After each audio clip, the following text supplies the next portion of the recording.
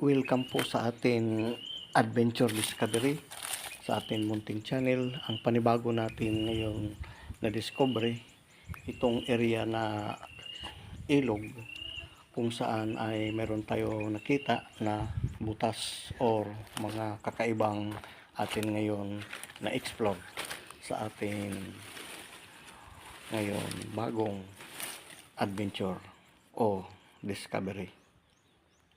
Itong nakikita natin ay mayroon mga naka-marker itong nakatakip na simento sa gilid ng ilog, ay kung titingnan natin maigi ay mayroon malaking butas na baka ito ay man-made or ginawa lang ng ating mga kababayan. Ngunit ito ay susuriin natin maigi na mayroon araw papunta doon sa unahan ng punong kawayan, nasa 40 meters. At itong gilid ng ilog ay kung makikita natin ay nakaturo ito doon sa taas ng bundok na ito ang kanyang markers o parang letter B. May itong mga butas-butas ay natural lang ito. Ngunit itong malaki ay hindi natin masasabi na isa na siyang markers. Kung bibigyan natin, ito ay nakaturo ito sa taas ng mga 35 meters mula sa ilog pataas itong cliff na formation itong lugar o area. Ito ay kung bibigyan natin ito ng kahulugan ay ang sinasabi nito ay dito ay center spot dito sa ilog. Ngunit kung makikita natin itong surrounding ay mga kawayan, ay medyo may kalaliman itong ilog at malabo pa. Ngunit dito magkatabi itong dalawang para siyang mayroon siya hugis na hindi natin masyado maklaro. Ito may butas at ang tinuturo niya ay sa taas na hugis ito. Lagi involved yung turtle na hugis. Dito ay ang tinuturo nito mga kadiscover ay isa itong underwater holes or tunnel or cave. Ang ibig sabihin na itong markers. Ngunit ang tinuturo sa left side itong dalawa na yun ang pinapahiwatig doon sa atin sinabi kanina nga markers nga naka-engrave. Yan yung dalawang butas sa unahan. Yan lugar ay palanas, ngunit sa atin identify ay nakasimento.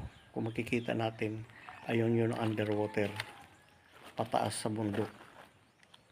Ngunit kung lalapitan natin ito na ilog ay napakalabo, ay makikita natin itong mga bato dito ay matitigas. Ito mayroong confirmation na parang mga simento na ang kulay ay yellow. Confirmation ito na para siyang ang tawag dito ay color ng ginto. Itong mga sa gitna ng ilog, kung makikita natin ay mga amphibious rock shape. Itong mayroon siya dito perfect pyramid. Ito ay posibleng man-made ito na ka-perfect ng itong mga stone na ito o rock na nakalubog. Pag-alang lang yan pumasok dahil ito parang may shark dito. Ang ibig sabihin dito ay posibleng delikado itong ilog at may butas, ayan, napakalalim, dalawa papunta sa underwater entrance. Kung makikita natin itong mga simento, may mga figures na mga parang mukha or ito parang mga turtles na malalaki. Ang kadamihan ito ng shipwrecks, hugis ay mga amphibious. Kung hindi talaga tayo kabisado pag malabo ang tubig, ay kala mong totoo ng mga nagpakalutang na buaya.